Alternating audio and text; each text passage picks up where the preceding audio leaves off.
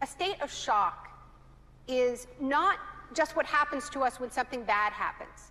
It's what happens to us when we lose our narrative, when we lose our story, when we become disoriented.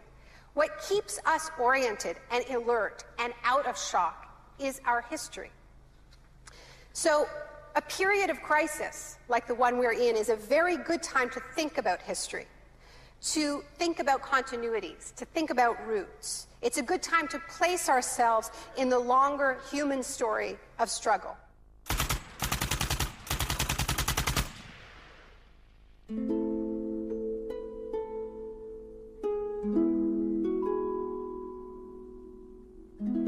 The story begins on June the 1st, 1951, when representatives of Western intelligence agencies secretly met with academics at Montreal's Ritz-Carlton Hotel. This meeting contributed to military-funded research into the effects of sensory deprivation at McGill University. Sensory deprivation really is a way of producing extreme monotony. It causes loss of critical capacity. The thinking is less clear. The subject complains that he can't even daydream. When you have college students that can't daydream, they're in a bad way. I began to think while we were doing our experiments that it's possible that something that involves physical discomfort or even pain might be more tolerable than simply the deprivation conditions that we studied. Hebb decided to stop work on the research. But I had no idea when I suggested that what a vicious weapon, potentially vicious weapon, this could be. These are the days and hours are the occasions. But experiments at McGill continued under the ambitious head of psychiatry, Dr. Ewan Cameron. What he did was much more than what we had done. We did our work strictly with the understanding that the subject could get up and walk out at any point he wished to, and some of them did. Cameron's patients were not so lucky. The Allen Memorial Institute, where he worked, began to resemble a macabre prison, where Cameron performed bizarre experiments on his psychiatric patients. Cameron wanted to de-pattern or wipe clean his patient's mind, so he could rebuild them from a blank slate. Janine Huard was a young mother of 4, suffering from postnatal depression. I used to shiver when they told me about, you're going to get a shock treatment tomorrow. I used to shiver. I was so scared of it.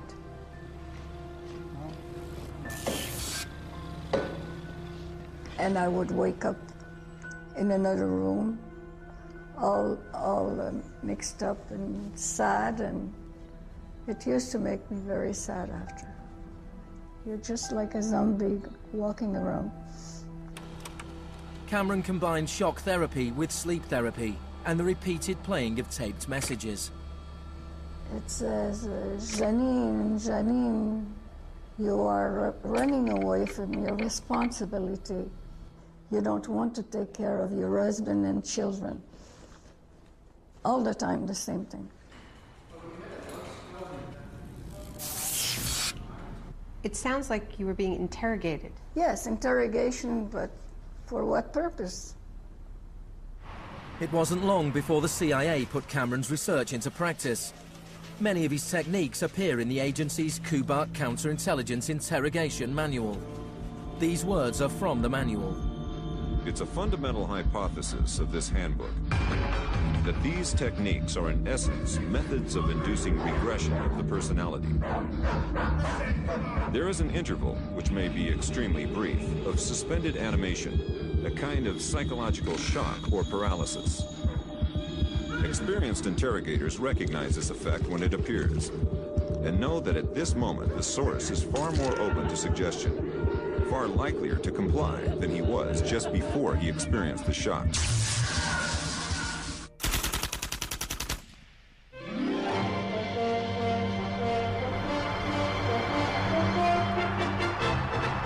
At the same time as Ewan Cameron was conducting his experiments in Montreal, an exponent of another kind of shock was working not so far away.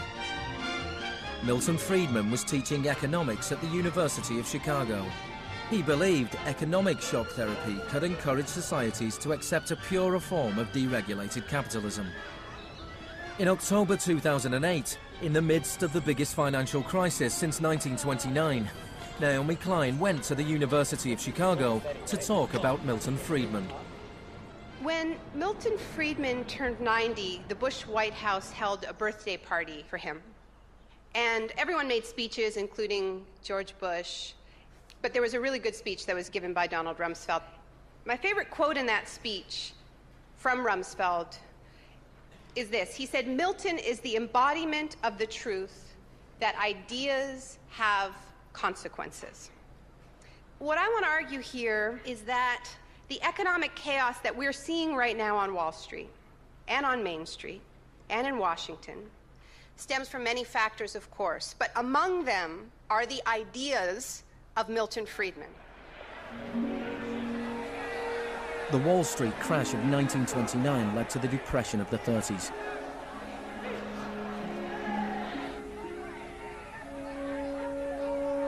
Central to Friedman's thesis was his opposition to the New Deal, announced by President Franklin Roosevelt in his inaugural speech. Our greatest primary task is to put people to work. This is no unsolvable problem if we face it wisely and courageously. Let me assert my firm belief that the only thing we have to fear is fear itself. Influenced by the economist John Maynard Keynes, Roosevelt started a program of public employment to get people back to work. Today, depression is a fading memory. Millions of men and women have found employment, and with it, confidence and hope. It wasn't that simple. The Depression lasted into World War II. But after the war, the Marshall Plan spread Keynes's model of government regulation and intervention to Europe.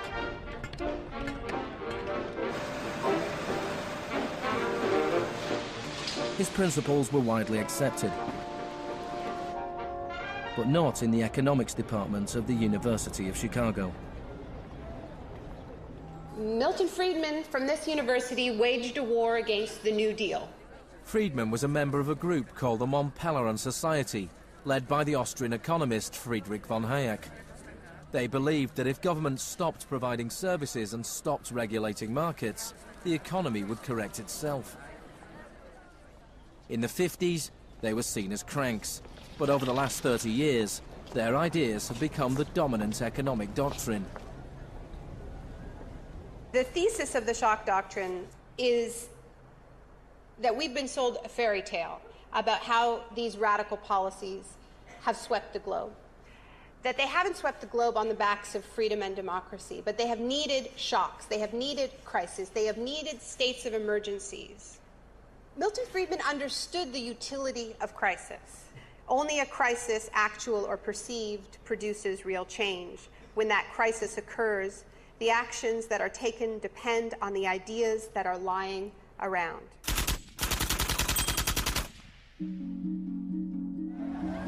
It was in Chile that Friedman's disciples first learned how to exploit a large-scale shock or crisis. Usually the official storytellers of neoliberalism, the official publicists, don't even mention Chile. They start the story with Thatcher and Reagan because it's much more flattering that way. In the 50s and 60s, Chile's progressive developmental policies were a beacon in the region. The government invested in health, education and industry. American corporations were worried their investments would suffer. In response, the US State Department began sponsoring students from Chile and the rest of South America to study free market economics with Milton Friedman. The University of Chicago had a joint arrangement with the Catholic University of Chile, under which a great many Chilean students came to the University of Chicago, were trained by us, and received PhDs. These students went back and taught in Chile. The Catholic University Economics Department in Santiago became a little Chicago school. Arnold Harberger, the economist in charge of the program, described himself as a seriously dedicated missionary. In 1970, Salvador Allende's Popular Unity government won the election on a platform of nationalization of large sectors of the economy. Chile's phone company was majority owned by the US corporation ITT. It spearheaded attempts to stop Allende becoming president. It had the support of Richard Nixon in the White House. I was not there, but I can tell you what we now know to be a fact. He ordered the CIA to prevent Allende from assuming the presidency. And indeed, they tried to get me to lean on the Chilean military right after Allende was elected. Despite the efforts of the CIA, Allende was sworn in as president.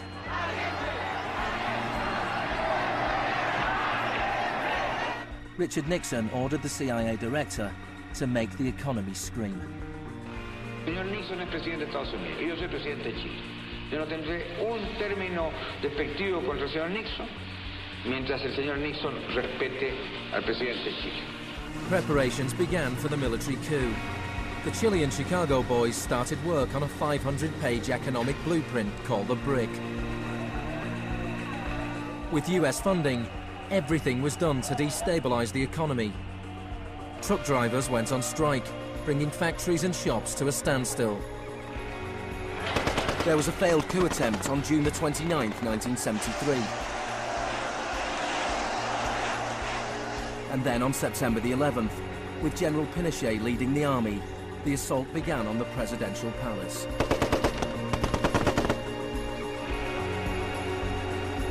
Chile had enjoyed 41 years of uninterrupted, peaceful democratic rule. Now it was being violently overthrown.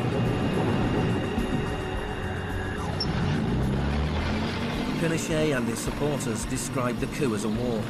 It was certainly designed to look like one. It was a Chilean precursor to shock and awe.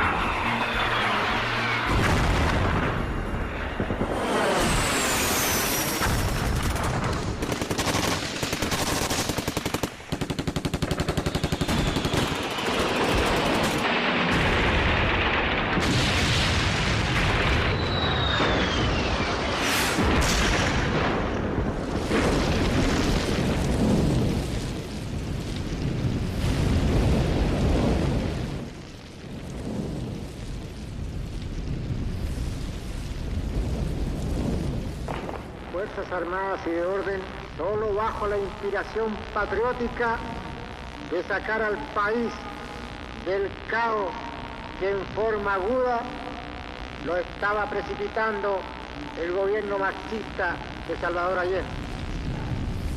The Chicago boys delivered their economic blueprint, the BRIC, to Pinochet.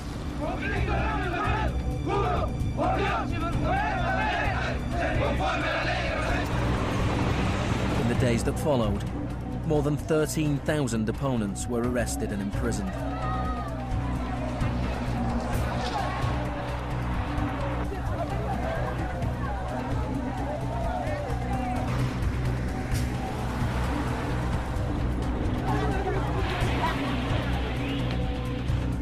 Thousands of prisoners were held in the National Stadium. Many were tortured. Chile became notorious around the world. ¿Cuántas personas?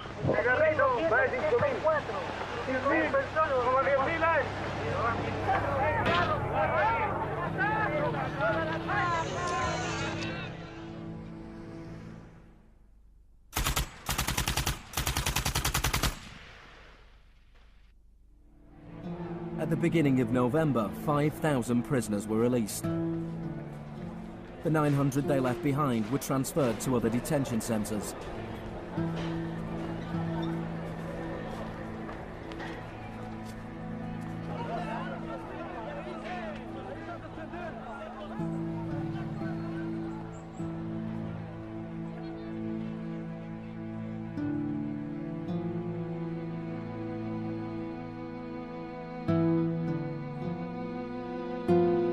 Less than a month later, FIFA allowed Chile to play a World Cup qualifier in the very same stadium. Their opponents, the Soviet Union, refused to play there, so Chile were allowed to score into an open goal and went through to the 1974 World Cup finals.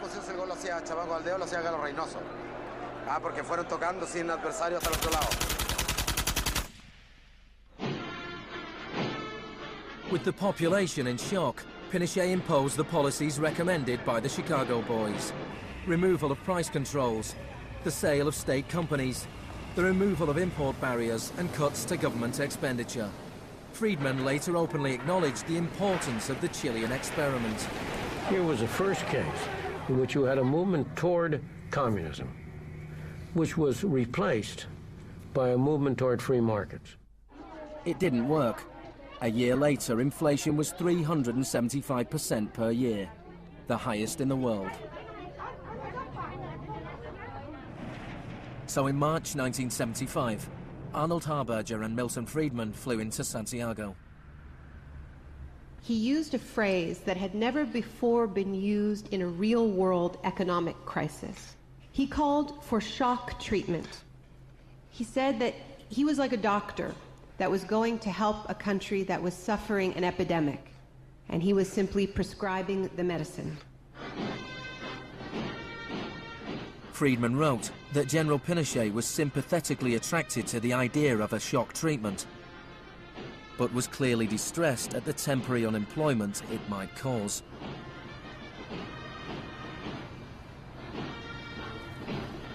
It rapidly became clear that Friedman's economic policies benefited the wealthy at the expense of the poor. It was calculated that a family trying to live on the average wage had to spend 74% of its income on bread. Items such as bus fares or milk became luxuries, and Pinochet got rid of free milk in school, a move that echoed the controversial policy of the young education minister in Britain, who would later become his friend.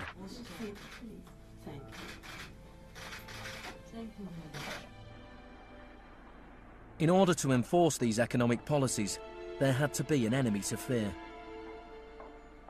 Tampoco creo que se haya triunfado totalmente sobre el marxismo. El marxismo es como un fantasma. Cuesta mucho tomarlo. Mejor dicho, no se puede tomar.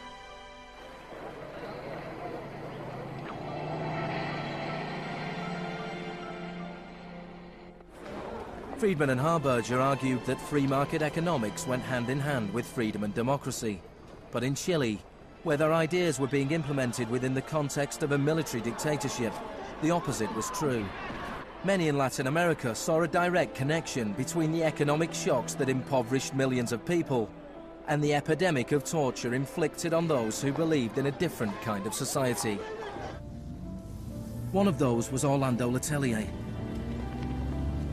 Letelier had been Allende's ambassador in Washington. He spent a year in one of Pinochet's prisons before being exiled back to America. In 1976, Letelier wrote, "The economic plan has had to be enforced, and in the Chilean context, that could only be done by the killing of thousands, the establishment of concentration camps all over the country, and the jailing of more than 100,000 persons in 3 years."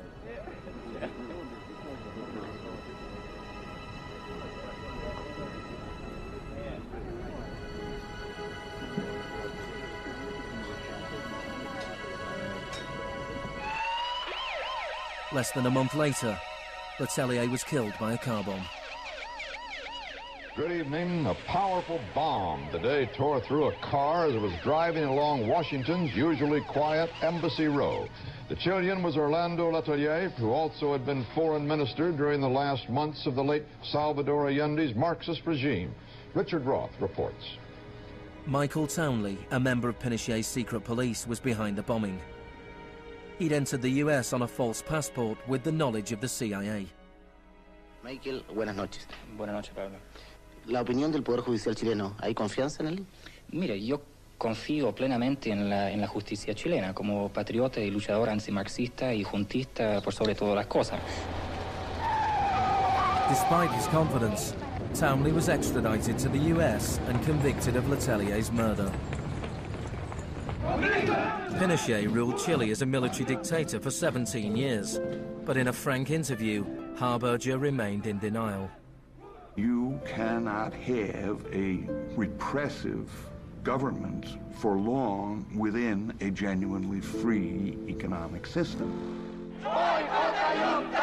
In the same year as Orlando Letelier's murder, Milton Friedman was awarded the Nobel Prize for Economics. You people have such a distorted idea of what went on. Let me tell you some facts. Number one, I was offered 2 honorary degrees by universities in Chile before I went down. I refused to take them because those universities were being supported in part by public funds, and I did not want to appear in any way to provide any support to the political system in Chile. I'm not a representative of Chile. I'm not an advisor to Chile. I have no commitments to the government of Chile.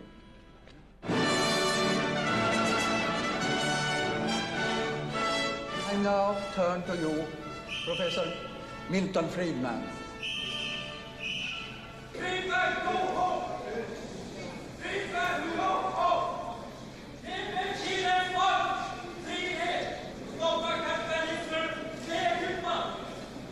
I am very sorry for this incident. It could have been worse.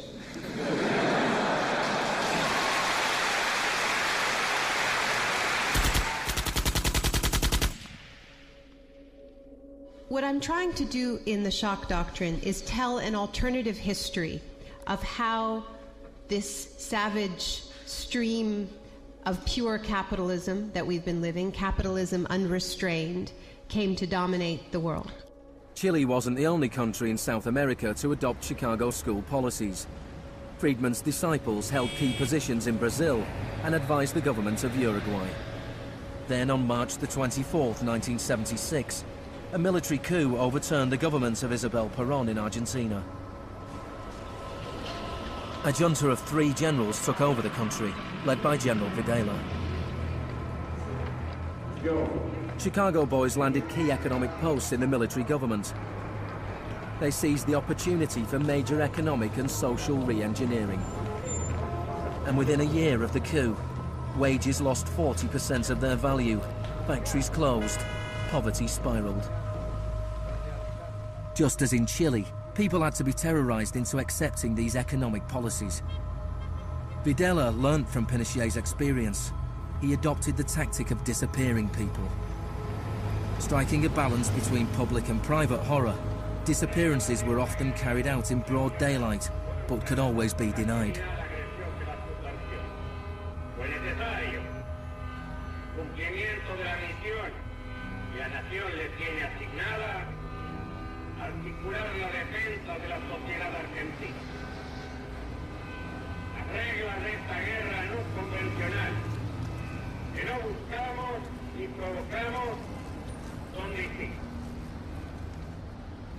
Many of the techniques used by the Chilean and Argentinian military had been learnt in the US-run School of the Americas.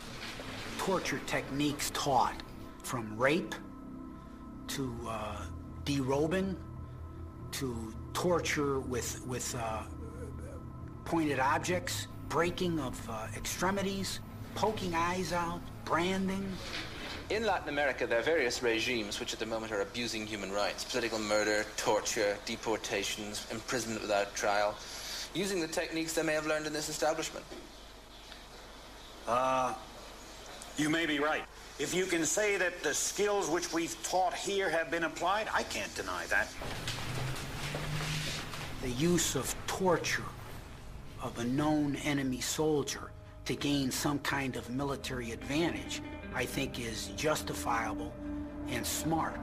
To go beyond that, to use torture techniques merely to intimidate people is completely wrong, unethical and immoral.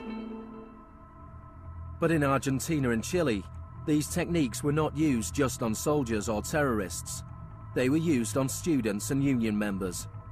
They were used on anyone who opposed the free market economic policies of the regime.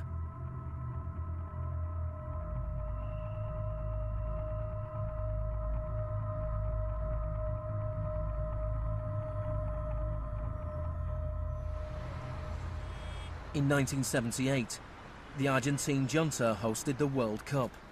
The final was played in the stadium less than a mile away from the biggest detention camp in the country, where thousands of prisoners were held in torture chambers. Decir que con los goles, con el grito de gol, se tapaba la voz de los secuestrados, los gritos de los secuestrados era una realidad.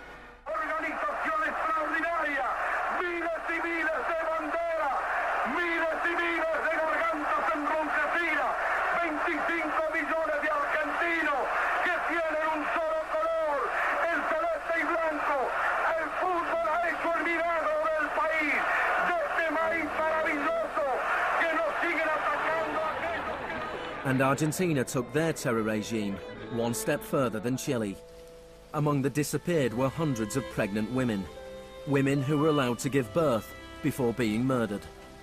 De todas aquellas mujeres que estaban embarazadas, les permitieron tener a sus hijos para una vez que nacieran, sacárselos. Y eso sucedió con 500. Yo soy uno de esos 500. Those children, many of whom were raised by families connected to the military, were a powerful reminder of the junta's project to re-engineer an entire society.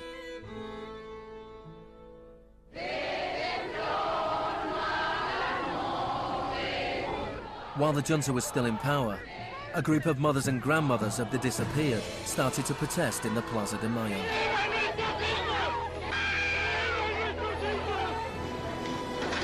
They turned detective, searching for the disappeared children. After the junta collapsed, some were found and reunited with their families. Occasionally they found remains. Mostly they found nothing.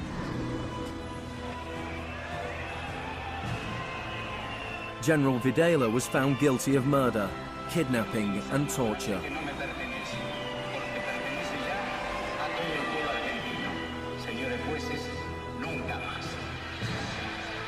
He was sentenced to life in prison.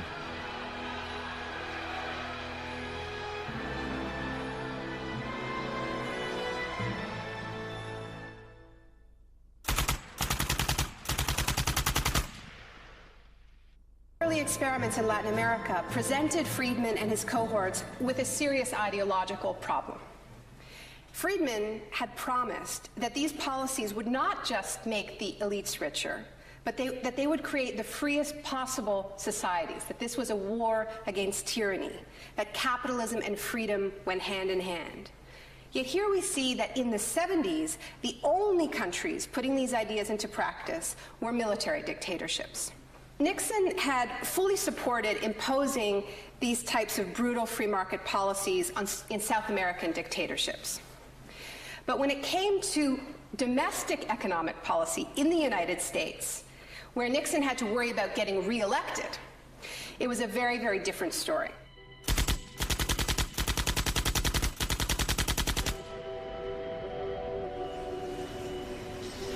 Friedman enjoyed a friendly relationship with Nixon. Several of his Chicago school colleagues and disciples were recruited to work for the government. Donald Rumsfeld was one of them. So help me God. Congratulations. Thank you. But in 1971, with the economy in a slump, Nixon turned his back on Friedman's ideas and imposed a wage and price control policy. He put Rumsfeld in charge. Which is essentially a problem of supply and demand. I have for long been opposed to the wage and price control. I believe it involves government intervention with the freedom of individuals. I think it's intolerable. The Keynesian policy was a success, and Nixon won a second term with a landslide majority. It was a blow for Friedman. Then in 1979, Margaret Thatcher was elected Prime Minister of Britain. Her intellectual guru was Milton Friedman's old mentor, Friedrich von Hayek. And just over a year later, Ronald Reagan was elected President of the United States. Both Britain and America were now ruled by unabashed Freemanites. Margaret Thatcher's program when she came in had 4 planks. Cut government spending, cut tax rates, reduce government ownership and operation of industries or regulation of industry, and have a moderate and stable monetary policy to bring down inflation. Within her first 3 years in office, unemployment doubled in parts of the economy, leading to waves of strikes. Thatcher's personal approval rating slumped to 25%. There were riots in Britain's major cities. Even Margaret Thatcher's admirers had their doubts. The economic performance of the Thatcher government has been mixed.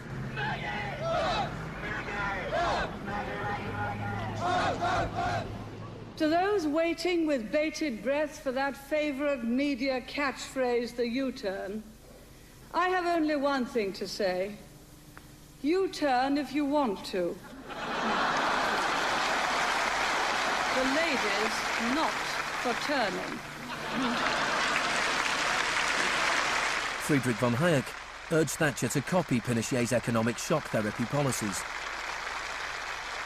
Thatcher replied, "In Britain, with our democratic institutions and with the need for a high degree of consent, some of the measures adopted in Chile are quite unacceptable." Thatcher's profound unpopularity seemed to be proving once again that free market fundamentalism was simply too unpopular, too directly harmful to too many people to survive in a democratic state where governing requires getting the consent of the governed, unlike a military dictatorship. What pulled Thatcher back from the abyss and ultimately saved the project was a crisis. Indeed, it was the ultimate crisis. It was a war. We are here because for the first time for many years, British sovereign territory has been invaded by a foreign power. The government has now decided that a large task force will sail as soon as all preparations are complete. HMS Invincible will be in the lead. Most people in Britain had never even heard of the Falklands. But when Argentina invaded the small group of islands thousands of miles away in the South Atlantic, Thatcher seized her opportunity to prove her credentials as the Iron Lady. Gentlemen, I've just heard that the white flag is flying over Stanley.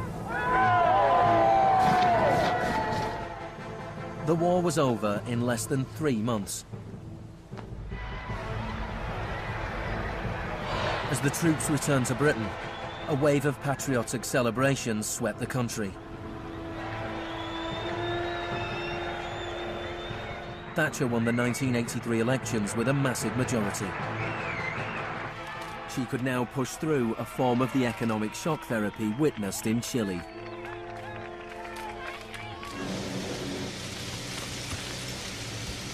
The most powerful union in Britain was the National Union of Mine Workers. When the National Coal Board tried to close pits down, the miners went on strike. Parts of central London are brought to a halt as thousands of miners and sympathizers march through the city in support of the miners' strike. It's Britain's longest and most bitter since 1926, and the most expensive ever. The strike lasted almost a year. Thatcher used every means at her disposal to destroy the union.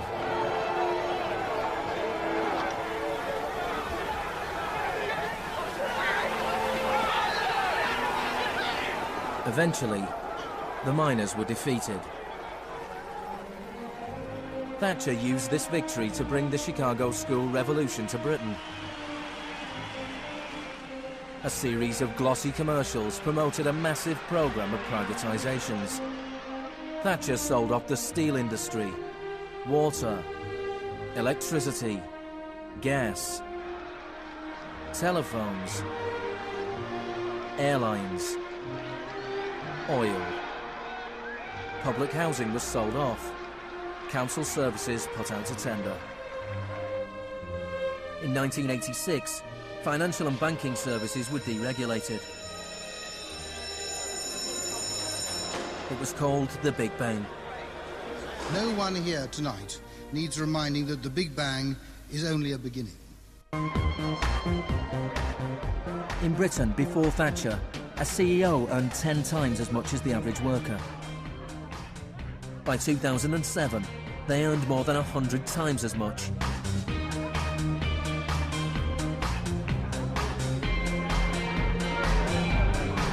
In the US, before Reagan, CEOs earned 43 times as much as the average worker. By 2005, they earned more than 400 times as much. Friedman openly acknowledged the importance of Thatcher and Reagan in the spreading of Chicago school policies around the world. The coincidence of Thatcher and Reagan having been in office at the same time was enormously important for the public acceptance worldwide of a different approach to economic and monetary policy. Thank you very much. What I'm describing now is a plan and a hope for the long term. The march of freedom and democracy, which will leave Marxism, Leninism on the ash heap of history as it has left other tyrannies which stifle the freedom and muzzle the self-expression of the people.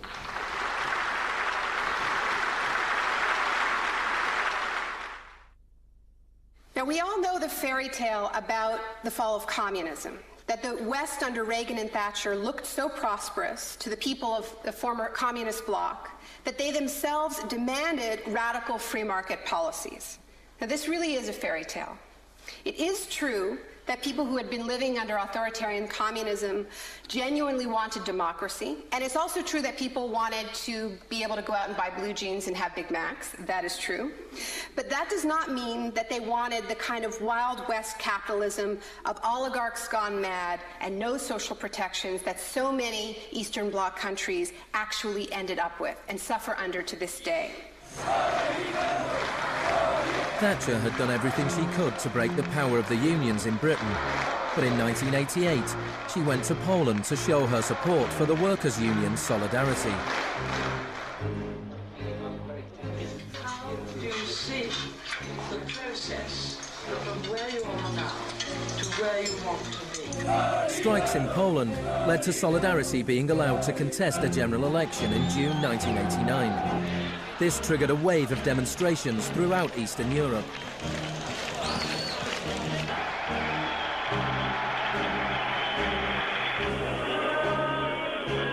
In the past, the Soviet Union had used military force to crush democratic movements. But the Soviet Union had a new type of leader, Mikhail Gorbachev, who was committed to glasnost and perestroika. He talked about a third way, a gradual transition to Scandinavian-style social democracy, something between free market capitalism and communism. Gorbachev charmed the public and politicians of the West. He's a bold, a determined and courageous leader. Gorbachev stood and watched as one by one the old communist regimes collapsed.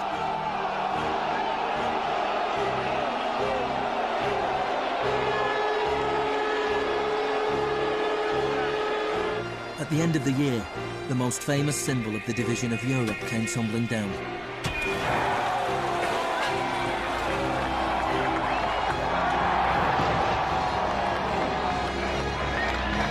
For Friedman and the Chicago boys, a whole new world opened up. In the Soviet Union, Gorbachev was hoping to gradually reform the Russian economy. In 1991, Gorbachev was invited to the G7 summit in London.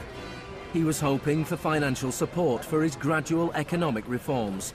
Instead, he was told that unless he embraced radical shock therapy, there would be no aid at all. Thank you, Mr. President. That's not a little close. The next month, there was a coup attempt against him.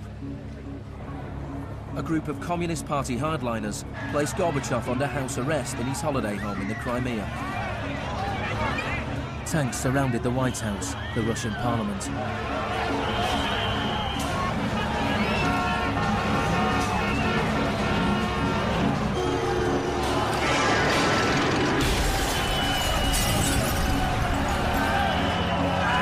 Amid the chaos of street clashes,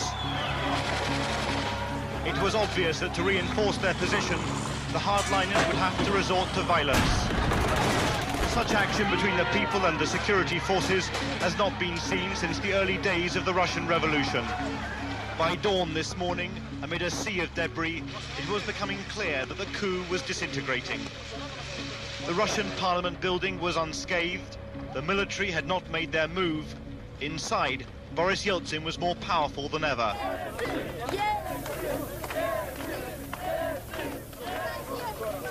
This was Yeltsin's finest hour.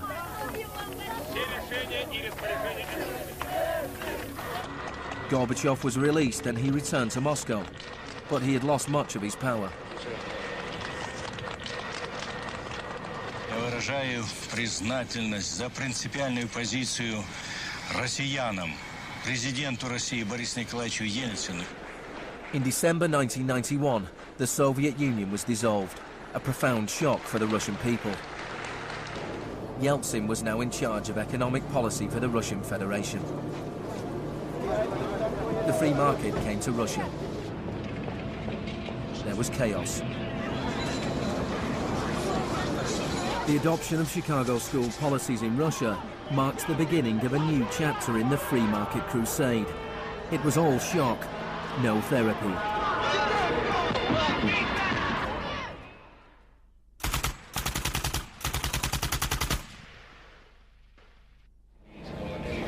Despite the public efforts to promote popular capitalism, the reality was a small handful of businessmen made vast fortunes.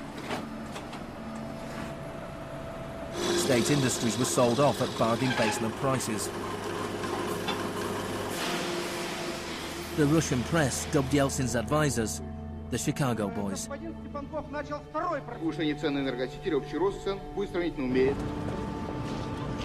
Yeltsin's shock therapy meant that in 1992, the average Russian consumed 40% less than in 1991. A third of Russians fell below the poverty line, and wages weren't paid for months. One expert today predicted 140 million Russians will soon be living below the poverty line. Corruption was rife. Organised crime boomed. Moscow became the new Wild West.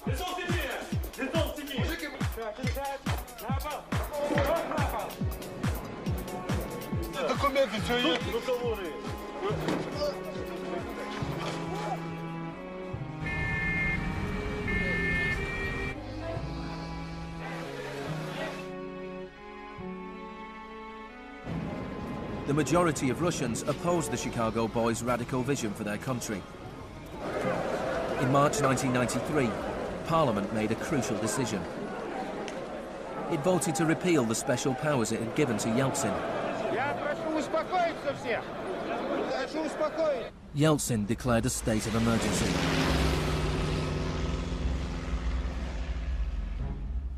The Constitutional Court ruled that it was illegal.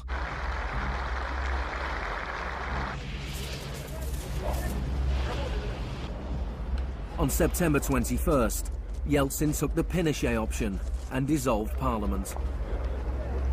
Сегодняшнего дня прерывается осуществление законодательной, распорядительной и контрольной функций съезда народных депутатов.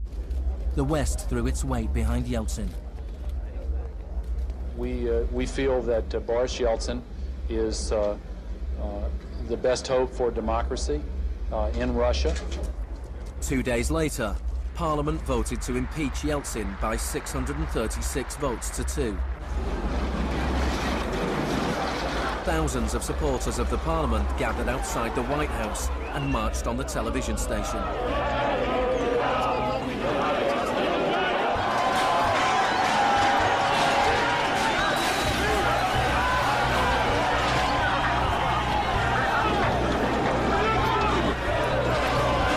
It looked like the supporters of Parliament were winning. Yeltsin flew back to Moscow from his holiday home. That night, 100 demonstrators were killed as the Yeltsin authorities fought back.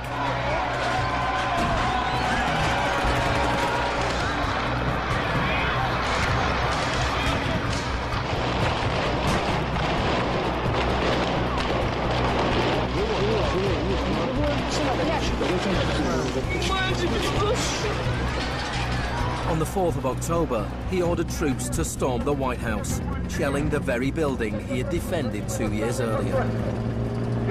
Они убийцы, ты понимаешь или нет?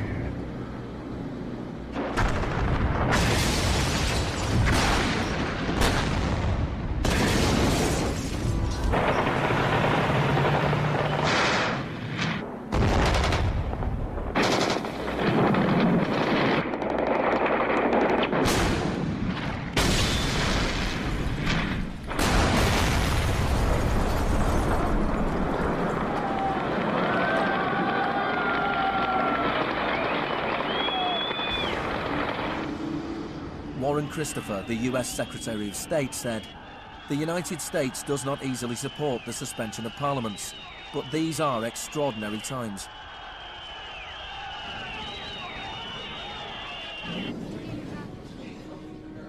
Yeltsin now had absolute power. With the advice of his Chicago boys, he ruled through a form of crony capitalism. Even more state industries were sold off, creating a new class of billionaire businessmen with huge political influence, the oligarchs. By 1998, 80% of Russian farms were bankrupt and 70,000 state factories were closed. In 8 years, the number of people living in poverty increased by 72 million. Meanwhile, Moscow would go on to have more billionaires than any other city in the world.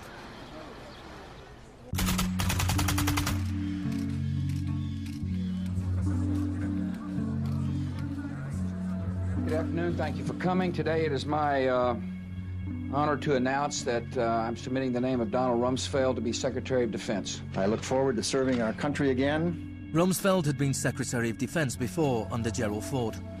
Then, the enemy we were supposed to fear was the Soviet Union. I'm not saying with certainty that the Russians are coming. I'm saying the trends are here. I'm not saying the Russians are 10 feet tall. I'm saying they used to be 5'3". They're now 5'9½", and they're growing. Now there was a new enemy closer to home. On September the 10th, 2001, Rumsfeld made a speech laying out his plans to privatize much of the US military. Milton Friedman would have been proud. He said, "The topic today is an adversary that poses a threat. A serious threat to the security of the United States of America. This adversary is one of the world's last bastions of central planning. It governs by dictating 5-year plans. Perhaps this adversary sounds like the former Soviet Union, but that enemy is gone. This adversary is closer to home. It's the Pentagon bureaucracy. Today, we declare war on bureaucracy." The next day, American Airlines Flight 77 crashed into the Pentagon, killing 184 people.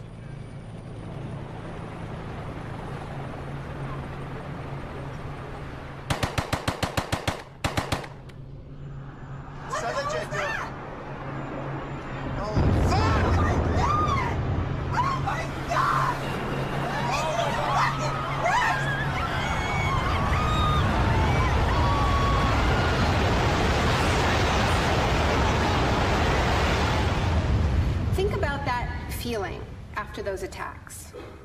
Who are these people? Where did they come from? Why do they hate us? There was a total loss of collective narrative. We were not living in the world that we thought we lived in. And we kept hearing from our political leaders that everything we thought we understood before the attacks no longer applied. There was a new phrase, pre-9/11 thinking. And what happened in that moment is that suddenly news stories sort of magically appeared. That we were in a clash of civilizations. That's the world that we suddenly lived in. That there was an axis of evil, and that we were fighting a war against terror. This abstract, unwinnable war has had huge economic consequences. Before 2001, Homeland Security barely registered as an industry. Today, it is bigger than Hollywood and the music industry combined. Between September the 11th, 2001 and 2006, the Department of Homeland Security handed out $130 billion to private contractors. This is the disaster capitalism complex. a new economy built on fear. This will be a monumental struggle of good versus evil. The best defense against terror is a global offensive against terror, wherever it might be found.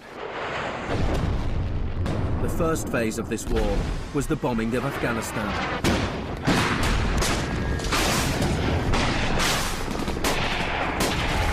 The Taliban government was quickly overthrown.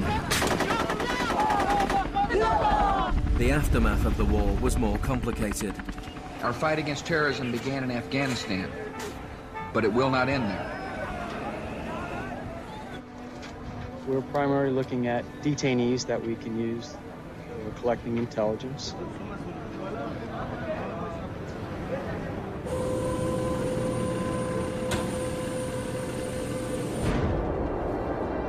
Guantanamo was the first time that the techniques of the Kubark Manual were explicitly and publicly being used by American forces, officially sanctioned in the White House and openly broadcast on television around the world. Isolation, both physical and psychological, must be maintained from the moment of apprehension. The capacity for resistance is diminished by disorientation. Prisoners should maintain silence at all times. They should never be allowed to speak to each other. 3 of the prisoners were Asif Iqbal, Ruhal Ahmed and Shafiq Rasool from Tipton in England. They spent more than 2 years in Guantanamo before being released without charge. Mentally, yeah, you couldn't speak to nobody, you couldn't do nothing, you couldn't stand up. And just sitting there, you'd be in your thoughts all the time thinking, what the hell's going on, where the hell am I? And we're going to be staying here for the rest of our lives, and we're going to be going back home. Will we ever see our family again? Of the 779 prisoners that have been held in Guantanamo Bay, only 3 have ever been convicted of any offence.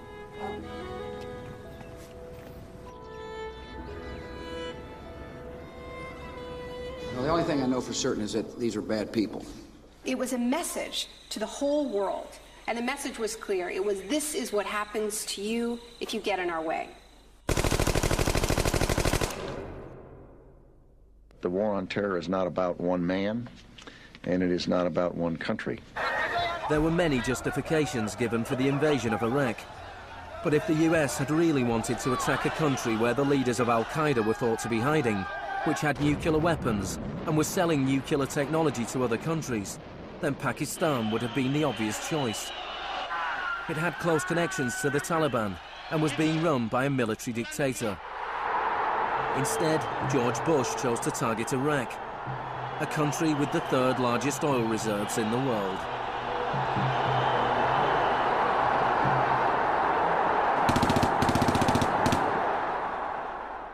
Now, about the Defense Department's war plan. It is not like that for the Gulf War. It's more along the lines of the Panama invasion of 1989. CBS News has been told it would start on what's called A-Day. A as in airstrikes. Airstrikes so devastating, they would leave Saddam's soldiers unable or unwilling to fight.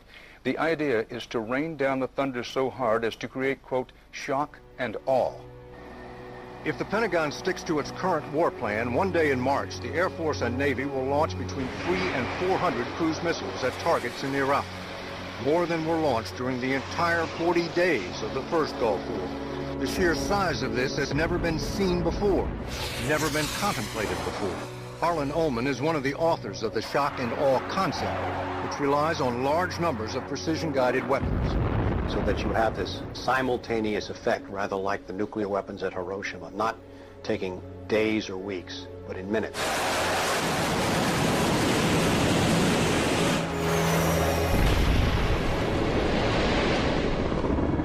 You also take the city down. By that I mean you get rid of their power, their water, and you begin this relentless campaign to wear them down so that 2, 3, 4, 5 days they are physically, emotionally, and psychologically exhausted.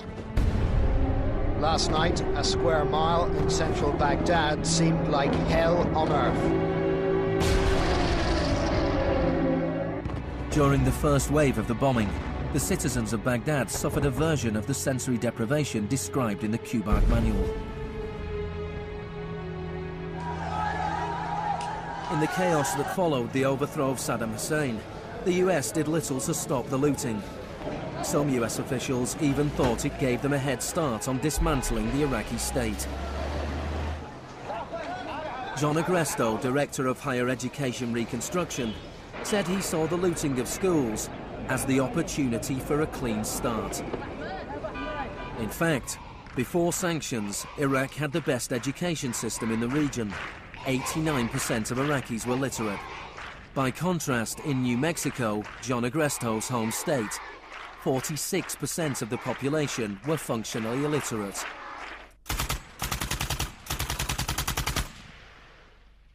Iraq, you had three distinct forms of shock that were all working together and reinforcing each other. You had the shock of the war, which was immediately followed by economic shock therapy imposed under Paul Bremer. And as resistance to that economic transformation, that very rapid economic shock grew, you had the shock of enforcement, including torture. Three different kinds of shock.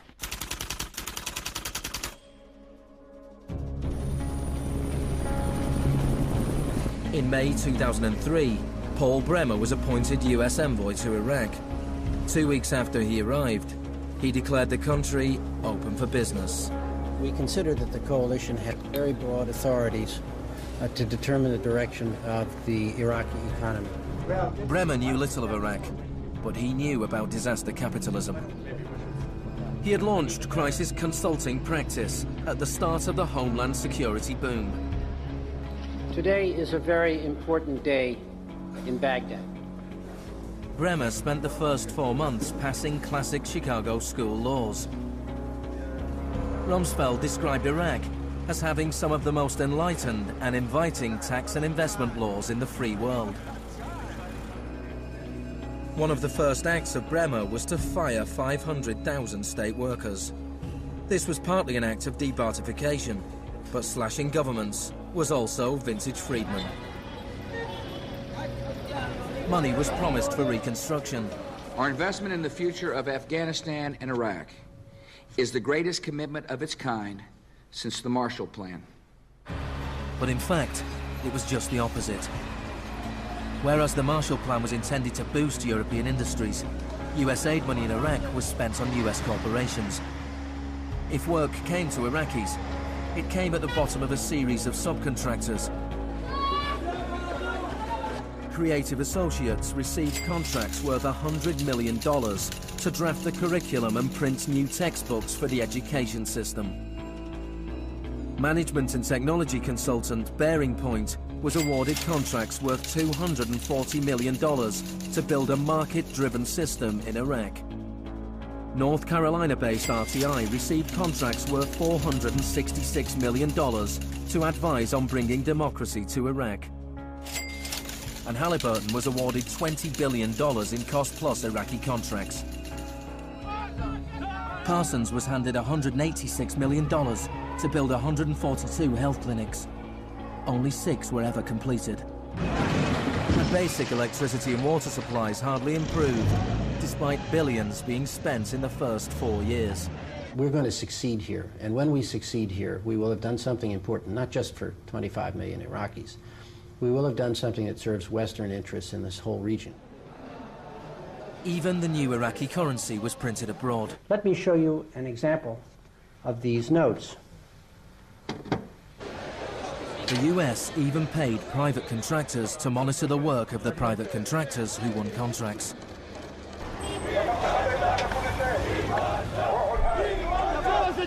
I was in Baghdad in 2004, and this is the period when bombs started to go off regularly in Baghdad. In fact, the night that I arrived, a bomb went off very near our hotel. But what was really striking to me in this period was that despite the violence and despite the chaos, the next day, Iraqis were out in the streets protesting. 19 killed and 100 injured in Najaf. And what they were demanding at this time was elections, the right to actually have a say in what the post-Saddam era would look like. Now, in the early days of the occupation, the protests were peaceful, but as time went on, and the protests didn't have an effect, more and more Iraqis joined the armed resistance.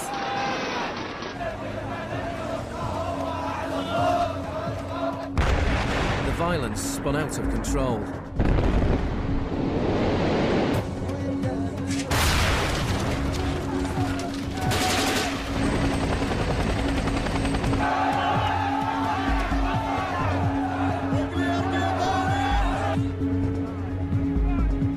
As in South America 3 decades earlier, bodies were often dumped by the roadside as a warning to others. These were Iraq's disappeared.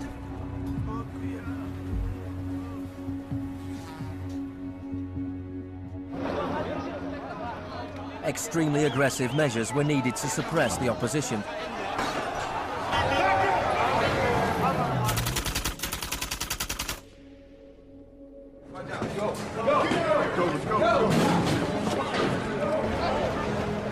The first 3.5 years of the occupation, 61,500 Iraqis were captured.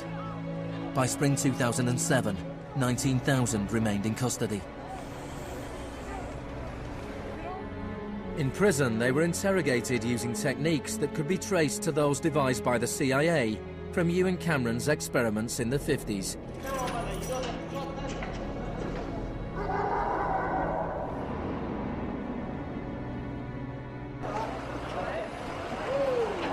According to the Red Cross, US military officials admitted that between 70 and 90% of arrests in Iraq were mistakes.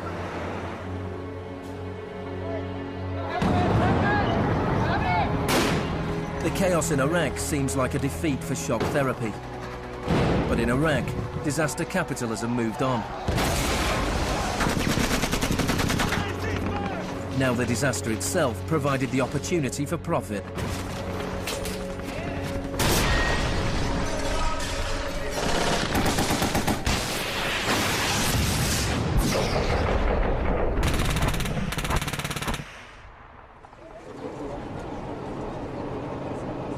US military spending has almost doubled since 2001, nearing $700 billion per year. As long ago as 1961, President Eisenhower, not a noted liberal, warned of the danger of a too powerful military.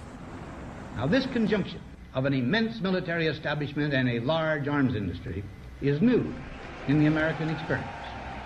We must guard against the acquisition of unwarranted influence, whether sought or unsought, by the military-industrial complex. We must never let the weight of this combination endanger our liberties or democratic processes. The war in Iraq is the most privatized war in modern history. The Green Zone in Baghdad is an extreme version of what is happening around the world.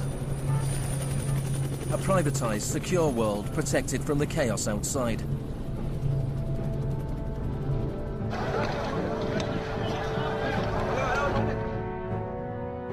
In 1991, in the First Gulf War, for every 100 soldiers, there was one military contractor. In 2003, at the beginning of the war in Iraq, for every 100 soldiers, there were 10 contractors.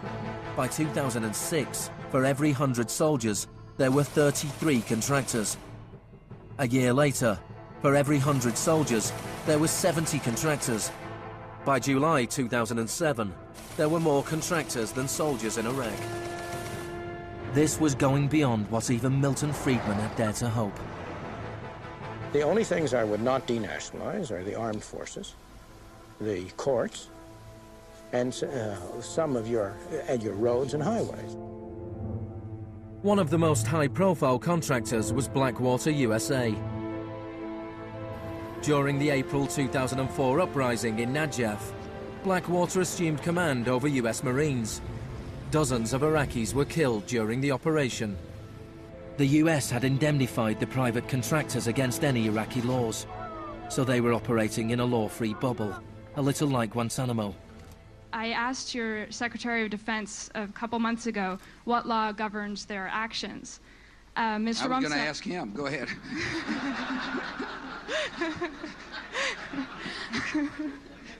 Help. Well, I was hoping...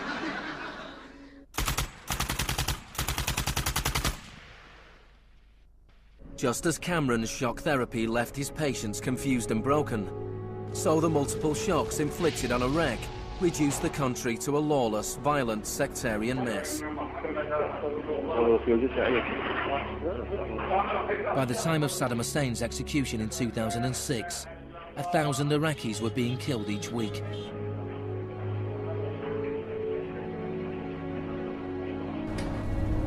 By April 2007, the United Nations High Commission for Refugees estimated 4 million people had had to leave their homes. Hundreds of thousands of Iraqis had died. I think the historians will write very clearly that we did a great and noble thing here.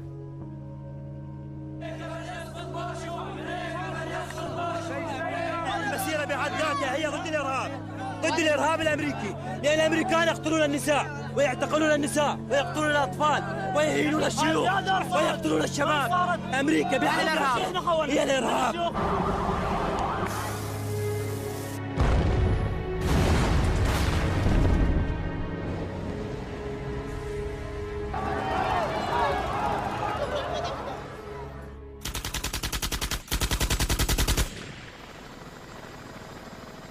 When Hurricane Katrina hit New Orleans in August 2005, the world was shocked to witness a sort of disaster apartheid.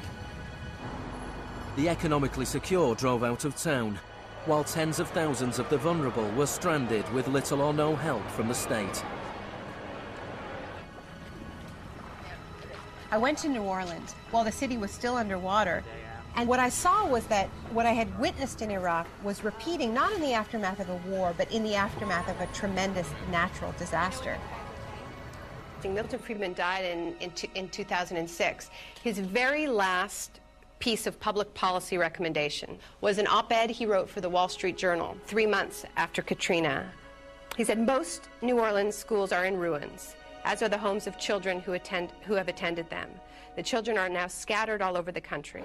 This is a tragedy. It is also an opportunity to radically reform the education system." He was advocating the wholesale privatization of the school system of this city. It was his sort of swan song.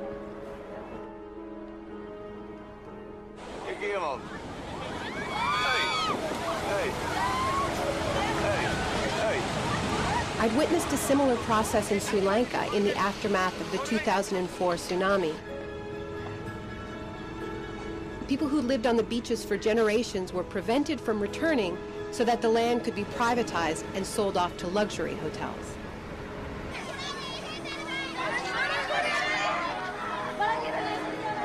And this is exactly what I mean by the shock doctrine, the systematic raiding of the public sphere in the aftermath of a disaster, when people are too focused on the emergency, on their daily concerns, to protect their interests.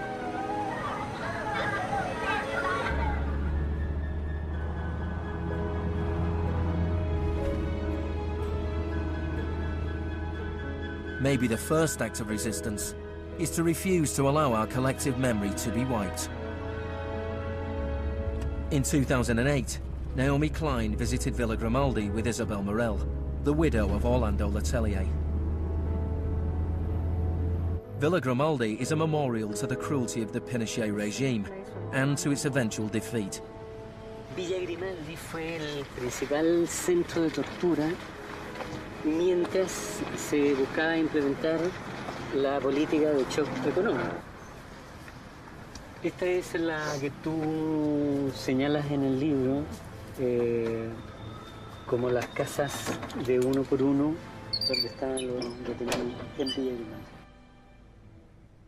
It's not that I loved Pinochet, but I think that he was our teacher in many things. We learned about evil.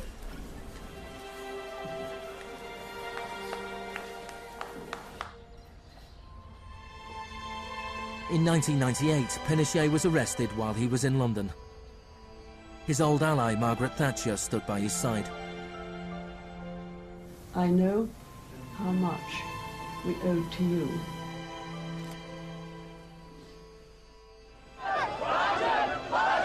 It took 30 years for the economic experiment originally test-driven by Pinochet to make its way around the globe to Iraq.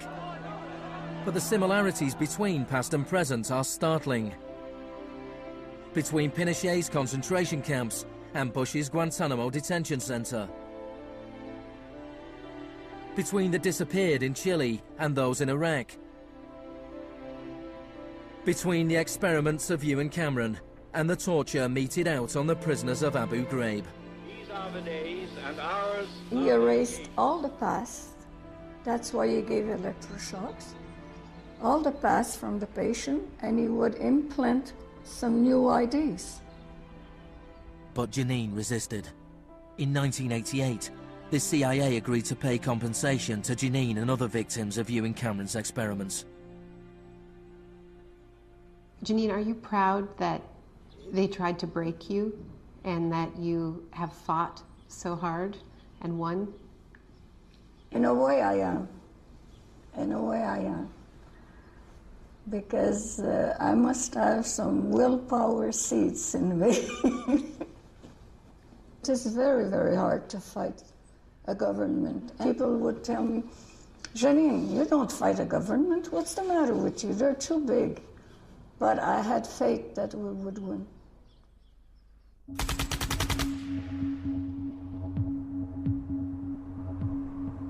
It is in the nature of unregulated markets to be volatile. Bubbles are allowed to inflate, and then, inevitably, they burst. Since the deregulation of the Big Bang in the 80s, there have been a number of market shocks. In 1987, there was Black Monday. Markets fell spectacularly. It was the largest one-day percentage decline in stock market history. In 1992, there was Black Wednesday, when currency speculators made fortunes betting against the pound. In 1997, there was the Asian contagion. In 1 year, $600 billion disappeared from the stock markets of Asia.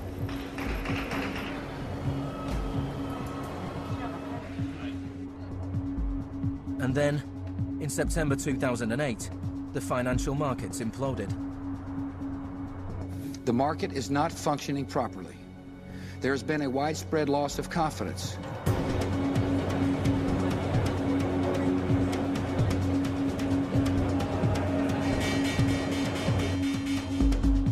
On September the 15th, Lehman Brothers filed for Chapter 11 bankruptcy protection. Yet only 1 week later, it was announced that workers at their New York office would share $2.5 billion in bonuses. It is estimated that Wall Street firms paid $18.4 billion in bonuses last year, the year of the crash. Despite the torrent of populist rhetoric about taking on the fat cats and standing up for the little guy and saving Main Street, not Wall Street, we are witnessing a transfer of wealth of unfathomable size. It is a transfer of wealth from public hands, from the hands of government, collected from regular people in the form of taxes, into the hands of the wealthiest corporations and individuals in the world. Needless to say, the very individuals and corporations that created this crisis. We are in the midst of a once-in-a-century credit tsunami. I found a flaw.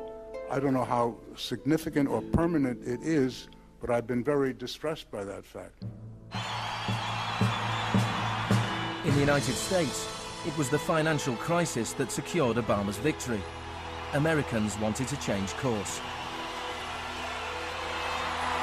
Hello, Chicago!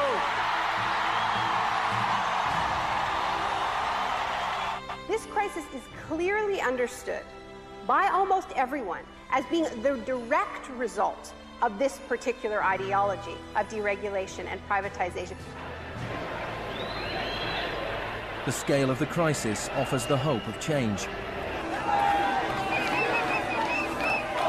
The shock doctrine as a strategy relies on us not knowing about it for it to work. And what I find most hopeful about the current economic crisis is that this tactic is getting tired, because that element of surprise is no longer there. We're on to them, and it's not working. We're becoming shock resistant. The last time the world suffered a financial crisis as severe as this, people turned to the Keynesian policies of the New Deal. Let me assert my firm belief that the only thing we have to fear is fear itself. More than 1 million people came to Washington to hear Obama's inauguration speech.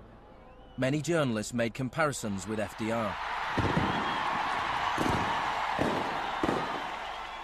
Now, there's been a lot of talk recently about comparing Obama to Franklin Delano Roosevelt.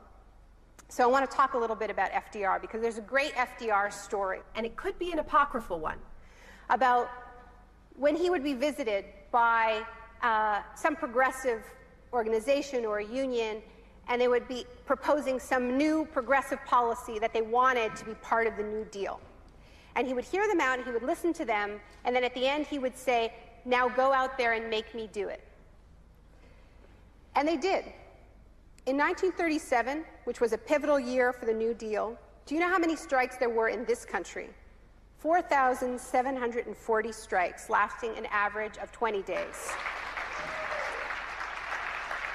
Do you know how many strikes there were in 2007? 21.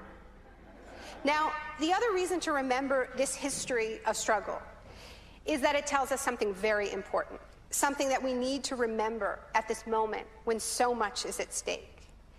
It teaches us that if we want responses to this economic crisis that leave us with a world that is healthier, that is more just, that is more peaceful, we are going to have to go out there and make them do it. Thank you.